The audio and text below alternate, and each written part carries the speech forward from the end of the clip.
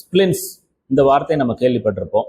இது என்ன பர்பஸ்க்காக யூஸ் பண்ணுறோம் அப்படின்னா, ஒரு பொசிஷன், ஒரு இம்மோபிலைசேஷனில் ஒரு ஜாயிண்டையோ ஒரு மசிலையோ நிறுத்தி வைக்கிறதுக்கு பயன்படுத்துகிற ஒரு டிவைஸ் தான் ஸ்பிளிண்ட் அப்படின்னு சொல்கிறோம்.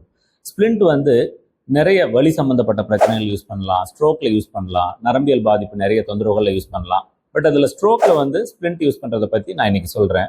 இப்போ நான் காமிக்கிற ஸ்பிளிண்ட் பேர் வந்து ஹேண்ட் ரெஸ்டிங் ஸ்பிளிண்ட் அப்படின்னு சொல்லுவோம். இந்த ஹேண்ட் ரெஸ்டிங் ஸ்பிளிண்ட் என்ன பண்ணுது அப்படின்னா, ஸ்ட்ரோக் பாதிக்கப்பட்டவர்களுக்கு கை துவண்ட நிலையில் இருக்கும். அந்த துவண்ட நிலையை கரெக்டான பொசிஷனில் ஆப்டிமைஸ் பண்ணி ஒரு அதிகமான நேரம் வைத்திருக்கும் பொழுது அவங்களுக்கு ஒரு ஃபிசியோதெரப்பி மருத்துவத்தில் இம்ப்ரூவ்மெண்ட் வரும்போது அந்த பொசிஷன் மெயின்டைன் ஆனால் அவங்க சீக்கிரமாக ஃபங்க்ஷனல் ஆக்டிவிட்டி கொண்டு வர முடியும்.